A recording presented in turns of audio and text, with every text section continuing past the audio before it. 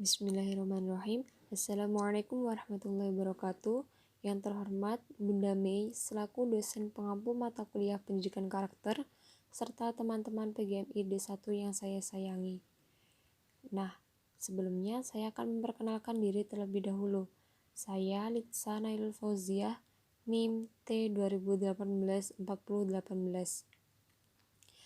Pagi hari ini kita akan belajar tentang peduli sosial. Apa sih peduli sosial itu? Peduli sosial merupakan sebuah sikap keterhubungan dengan manusia pada umumnya, sebuah empati bagi setiap anggota manusia untuk membantu orang lain atau sesama.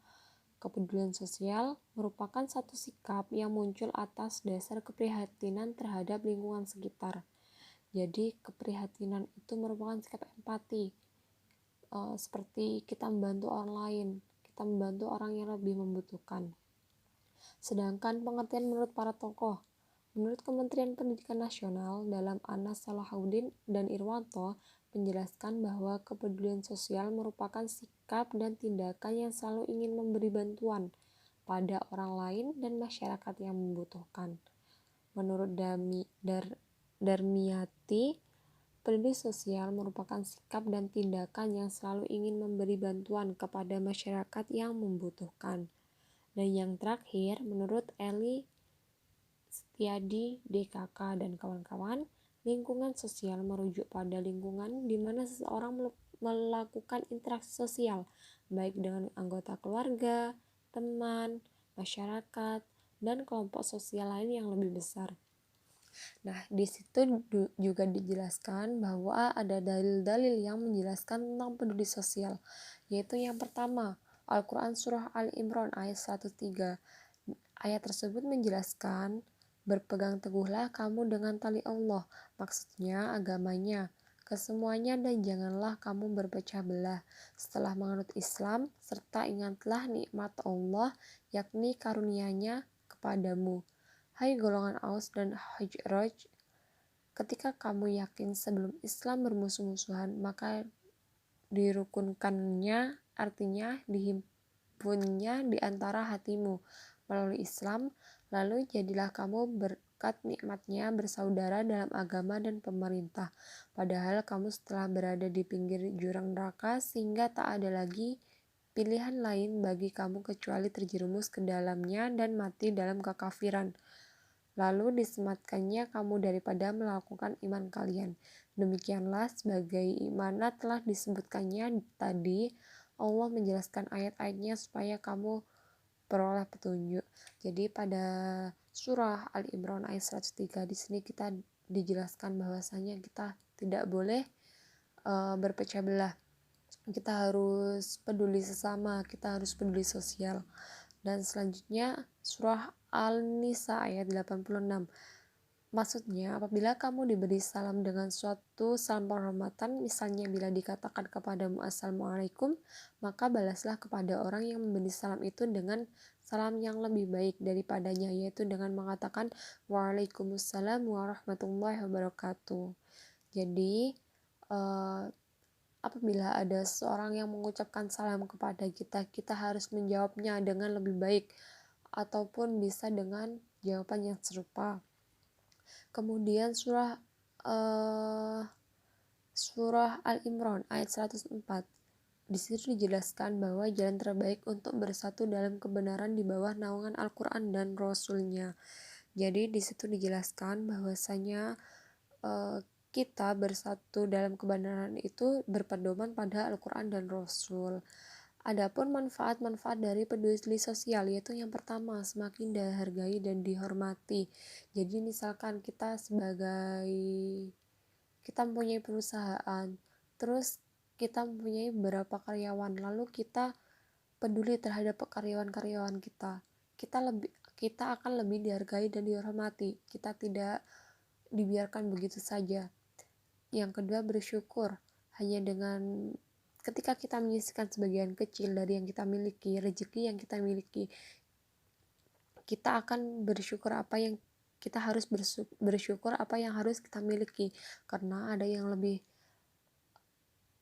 kita bernasib beruntung dari orang-orang yang kurang beruntung dari kita. Dan yang ketiga, diperluas jalan rezekinya. Ketika kita peduli sosial, kita akan diperluas jalan rezekinya. Dan yang keempat, meningkatkan kepedulian sosial. Pasti kita pernah menerima kebaikan dari orang lain. Misalnya kita tidak mempunyai uang untuk membeli makan, pasti ada teman yang akan membantu kita untuk memberi makan, misalnya menawarkan makanan, teman kita menawarkan makanan ataupun meminjamkan uang, seperti itu. Dan yang kelima, menciptakan persaudaraan dan persatuan. Misalnya nih, sekecil apapun pemberian kamu kepada orang lain, maka akan senang dan mengingatnya. Bukan tidak mungkin, saat kita bertemu di jalan akan saling sapa dan saling tolong menolong. Dan yang keenam, menularkan kebaikan. Pernah mencoba membantu orang yang motornya mogok di jalan? Nah, saat kita menolong pengendara kendaraan bermotor yang mogok, perbuatan baik kita akan teringat di pikiran mereka. Biasanya mereka akan melakukan hal yang sama kepada orang lain yang membutuhkan pertolongan seperti hal tersebut. Dan yang terakhir merupakan kisah-kisah tentang peduli sosial.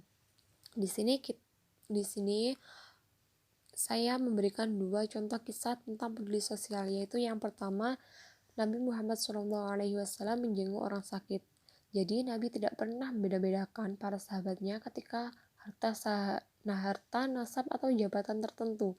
Bila mendengarkan ada sahabatnya yang sakit, Nabi selalu menyempatkan diri menjenguknya. Saat menjenguk Ummu Sa'ib yang mengeluh penyakit panasnya, Nabi menasihatinya, jangan kau marah-marah karena diberi nikmat sakit panas, karena sakit itu dapat menghapus dosa-dosa manusia sebagaimana uap api menghilangkan karat-karat besi. Hadis riwayat Muslim.